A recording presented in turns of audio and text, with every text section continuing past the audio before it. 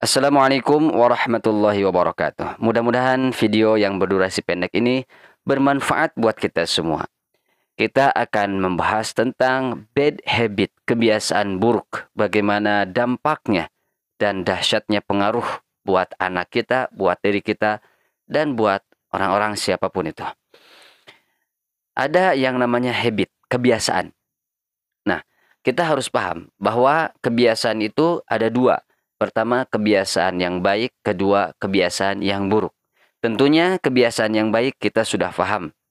Apapun yang kita lakukan dan itu nilainya baik untuk diri kita, untuk keluarga, untuk siapapun, maka itu adalah kebiasaan yang baik. Contohnya, membaca, sholat, zikir, wirid, sedekah, dan lain sebagainya. Tidak perlu saya jelaskan panjang lebar. Intinya, sesuatu yang baik kita lakukan itu adalah kebiasaan yang baik. Nah, yang kedua adalah bad habit atau kebiasaan yang buruk. Dan ini juga sangat banyak. Nah, yang harus kita pahami adalah bukan apa itu kebiasaan baik dan apa itu kebiasaan buruk, tetapi dampak daripada keduanya. Yang terutama kita akan membahas dampak dari kebiasaan buruk, bad habit. Dan polanya seperti apa supaya kita bisa memahami. Baik, rumus kebiasaan itu 30, 90, 360. 30 hari itu dipaksa. Jadi sesuatu akan menjadi kebiasaan ketika sudah melalui fase 30 hari. 30 hari itu dipaksa dulu awalnya. Lalu masuk ke 90 hari itu akan terbiasa. Tapi ketika masuk 90 hari tidak dilanjut itu masih bisa ditanggulangi. Nah, kalau sudah masuk 360 atau 365 hari, maka ini akan menjadi pola yang dinamakan sempurna. Oke? Maka di sini harus betul-betul diperhatikan dan kita paham di sini berarti kalau sebuah kebiasaan yang mana di sini kebiasaan buruk melewati 30 hari atau 1 bulan, maka itu warning. Harus betul-betul kita perhatikan lampu merah, lampu kuning ya, maaf, lampu kuning. Kenapa? Menuju 90 hari yang nanti akan menjadi sebuah kebiasaan yang sulit untuk dilepaskan. Kita mungkin tanpa sadar ya. Kebiasaan yang kita lakukan ketika masih di 1 bulan, 2 bulan itu masih bisa dilepaskan dan masih ada rasa menyesal, masih ada kepikiran lain sebagainya. Tetapi jika sudah lewat daripada itu 90 hari, maka rasa sesalnya akan tertutup. Yang ada adalah nikmat melakukannya. Nah, baik, kita akan berikan sebuah analogi. Analoginya adalah kita lihat di Ramadan. Ramadan itu ya, itu 30 hari pembiasaan, pola-pola yang dipaksakan supaya menjadi terbiasa. Pembiasaan-pembiasaan yang 30 hari itu sebetulnya dipaksa. Kenapa saya bilang dipaksa? Karena asal dari perintah itu adalah memaksa, ya. Nah, maka di sana ada perintah saum. Kutiba alaikumusiyam, laksanakan saum. Maka di Ramadan bagaimana kita dipaksa supaya baca Quran, supaya sholat qiyam Ramadan atau taraweh, supaya kita saum, bangun di waktu sebelum subuh dan lain sebagainya. Sedekah itu polanya adalah dipaksa dulu. Kenapa? Karena ada perintah. Nah, namun pemaksaan di sini ada pemaksaan yang halus, ada pemaksaan yang tidak halus. Oke? Nah, di Ramadan itu sebetulnya pemaksaannya halus. Oleh Allah diberikan di sana itu sebuah pahala yang berlipat sehingga kita seolah-olah melaksanakannya tidak terpaksa. Nah, apa buktinya bahwa di Ramadan itu adalah dipaksa untuk kita saum dan melaksanakan lain sebagainya? Nah, kadangkala orang melaksanakan hal-hal kebaikan di Ramadan karena saumnya itu. Ya, karena bulan saumnya itu. Yang mana ketika dia melakukan, oh ini berlipat ganda loh pahalanya. Oh ini dosanya berlipat ganda juga. Saya takut saum saya rusak. Sehingga dia memaksakan diri untuk melakukan kebaikan-kebaikan itu. Kita cek di luar Ramadan. Kalau orang tulus ikhlas melakukan Ramadan saumnya dengan baik, pemaksaannya dia memaksakan secara halus betul-betul ikhlas, maka setelah Ramadan akan dilakukan apa yang ada di Ramadan. Tilawahnya tidak putus, saumnya tidak putus, tahajudnya tidak putus. Tetapi ketika orang yang merasa bahwa di Ramadan itu dipaksa karena untuk mengejar iming-imingnya itu, maka lihat setelah Ramadan itu kebanyakan yang putus. Nah, jadi kebaikan itu kalau merasa dipaksa dan merasa dipaksanya secara halus dan kita ikhlas tulus melakukannya, maka kebaikan itu akan menjadi habit. Jangan hanya di 30 hari. Jadi barometer kesuksesan orang adalah 30 hari Ramadan itu. Kalau Ramadannya itu baik, maka lanjut. Setelah Ramadan itu jangan sampai 30 hari, lanjutkan 90 hari supaya jadi terbiasa. Dan lanjutkan 360 hari. Dan akan menjadi sebuah kesempurnaan, ya. Tilawahnya senang, duhanya senang, dan lain sebagainya, amalan lain sebagainya senang.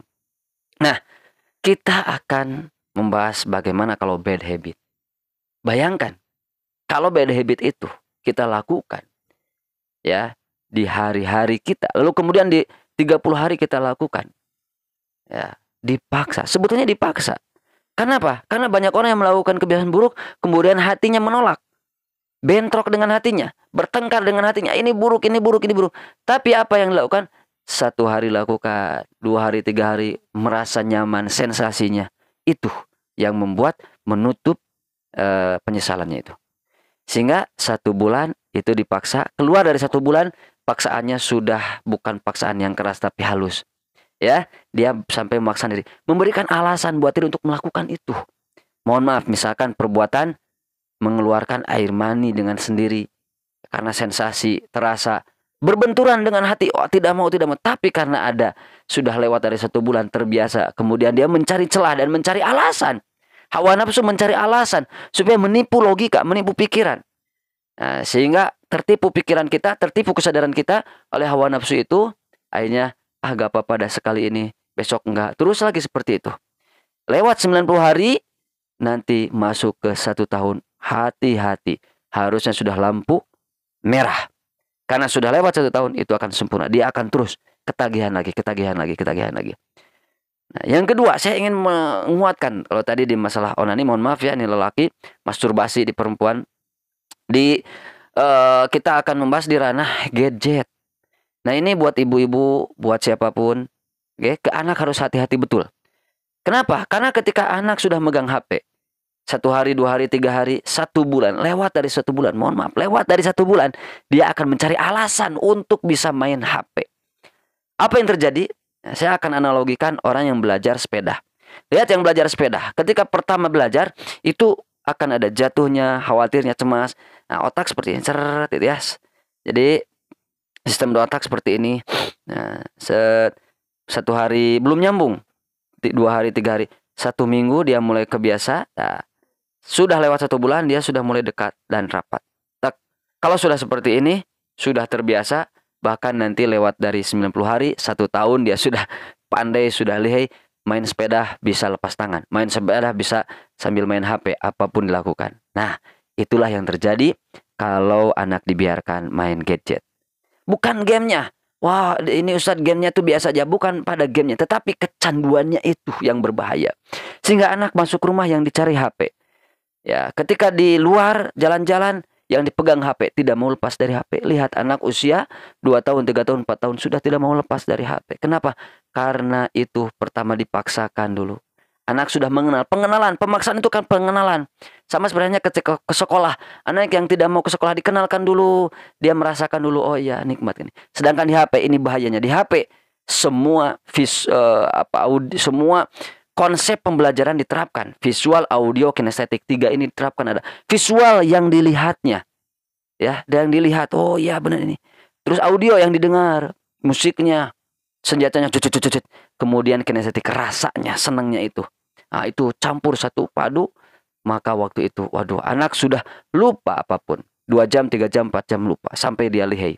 Sampai jalan pun begini. Ya. Nah, selewat dari 90 hari itu sudah hati-hati. Bahkan banyak, coba kita lihat banyak anak yang marah, emosi. Kenapa? Karena habis kuota, tidak ada wifi dan lain sebagainya. Nah, oleh karena itu dari mulai saat ini betul-betul orang tua harus hati-hati kepada anak.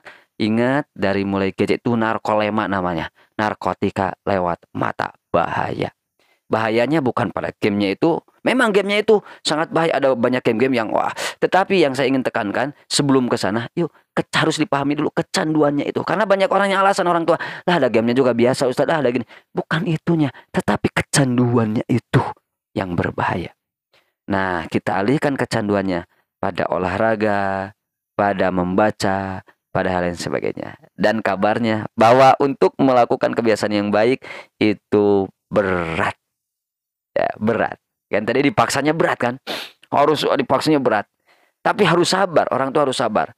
Sebulan, 90 hari, kemudian setahun. Oh, itu harus berusaha sekuat tenaga. Ya. Tapi untuk melakukan kebiasaan yang buruk itu terpaksa yang halus dan menerima. Baik, mudah-mudahan video singkat ini bermanfaat. Wallahu a'lam bishawab. Sekali lagi hati-hati. Ini bisa diterapkan kepada kebiasaan apapun. Assalamualaikum warahmatullahi wabarakatuh. Salam anti galau.